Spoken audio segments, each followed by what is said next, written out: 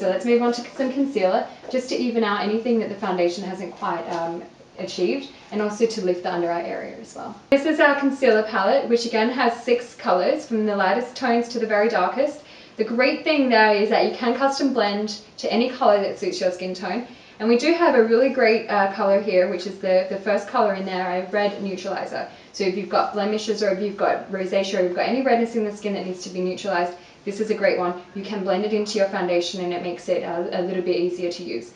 Then we've got this amazing highlighting yellow shade, and this one's great for sculpting the face and just lifting and giving a bit more pop to any areas that are a little bit sunken, need a little bit more help.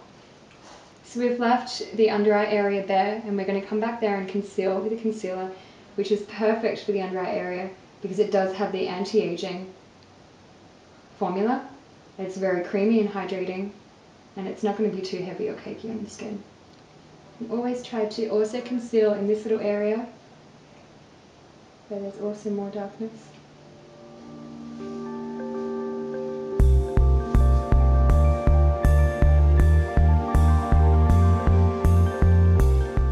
So just going back in there with your concealer and your concealer brush and covering any little blemishes that the foundation hasn't, although more than likely it has because the coverage is so good. We've concealed now and the skin's looking really flawless and the coverage is looking amazing, but just to highlight her skin a little bit more and give it a little bit more of a glow, we are going to use the yellow highlighter, and we're going to use that in areas of the face that need to come forward a little bit more. I'm now going to show you what areas of the face to highlight to give it a little bit more of a three-dimensional look. I'm now going to show you what areas of the face that you need to highlight to give the model more of a three-dimensional look and to bring those areas of the face forward a little bit more, and then blend. So as you can see, as we've highlighted this side of the face, which is really important when you're working on just everyday people. Obviously on models it's not as important, but when you're working on people that do need a little bit of a lift with their makeup and to look a little bit more young and vibrant, this is a really important step. So again, using our corrector palette, we're going to use one of the darker colours, and I'm going to blend that down with the red corrector, and I'm going to use that as a contour for going to skin. I'm going to show you exactly where to place that contour. So you definitely want to place it in that contour of the cheekbone, the hollow part of the cheek. Best way to find that, if you're not sure, is to make a little fish face, and you'll find it. Also a little bit at the sides of the nose there. So you can also use your brush to try and find this contour, and it's basically just under the cheekbone, right there. So that's where you want to bring that contour line, and a little bit at the side of the nose there as well.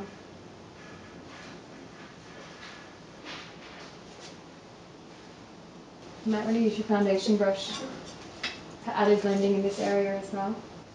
Also, when you are learning first to do your contouring and highlighting, using cream products as we are now gives you a little bit more room to move. It gives you better blending, and it just helps you to learn as you're going. So now that you have your flawless base down with your correcting done, and you've also contoured and highlighted, it's really important that you set that to keep it in place all day. So our translucent powder is a pressed powder. It's very finely milled. It's completely translucent and contains no pigment. So it's going to suit any skin tone. See how that just vanishes into the skin?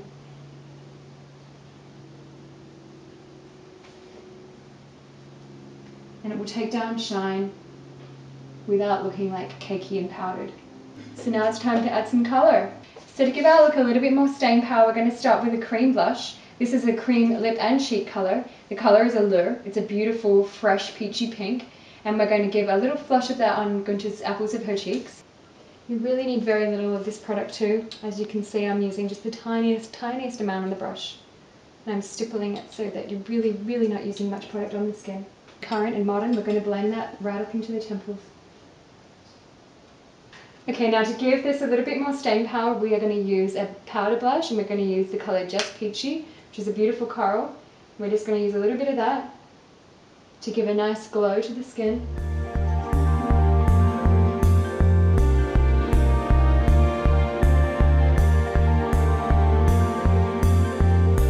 Moving on, I'm going to show you the basic Smoky Shadow palette, which has a beautiful selection of colours. You've got your black there, which can actually be used as an eyeliner. All of the colours in here can be used wet or dry. They're amazing. The pigment payoff is really good. You don't have to use a lot of product. You use a tiny little bit and you're getting really intense colour. You can use it wet for even more of an intense look, or you can use it for a wash of colour. You can do anything with them, they're amazing. So for eyes, we're going to be using colours from the Smoky palette from the basic kit, and we're going to be using the colour, well, it's actually a bronzy gold colour, and we're going to be using that as a gentle wash of colour over the eyes. The beautiful thing about these products is the pigment and the payoff. So you can use just a little bit of product. As you can see, that's just on my brush. So we're going to extend that colour up just into the brow bone there and really blend it out.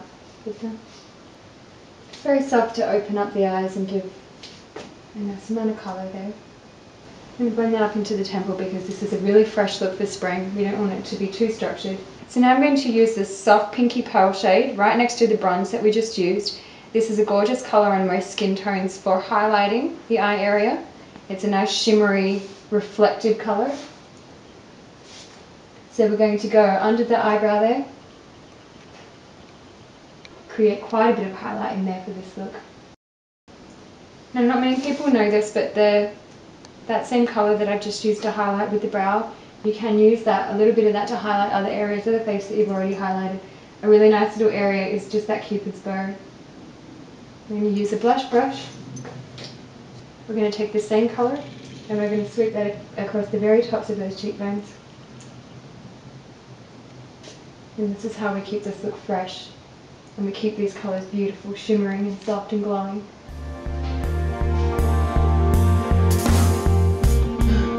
What I'm doing right now is I'm mixing this dark brown and the soft taupe together to give her eyebrows a little bit of definition. And for that we're using the angle brush. This is a synthetic angle brush, and we're just going to run that through the brows a little bit. So you're just giving that brows a fuller look and defining the shape and making sure they're even. I'm going to use the black shadow in the palette now to define Gunther's lash line, and I'm going to use that wet to give her more of an eyeliner effect. So you're wetting your brush, quite a lot of water in there, and really mixing that really well. You want to create a paste. So really creating a nice thick paste of shadow there. So I'm going to show you a little trick, it's a little secret of mine, to give the lash line a lot more definition. And looking down, you're actually going to push that colour into the lash line from underneath.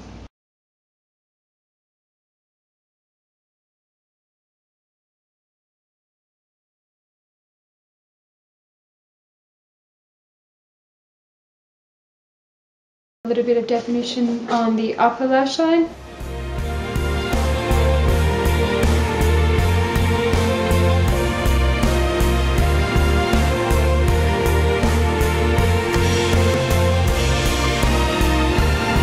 And I'm just going to smudge that in a little bit.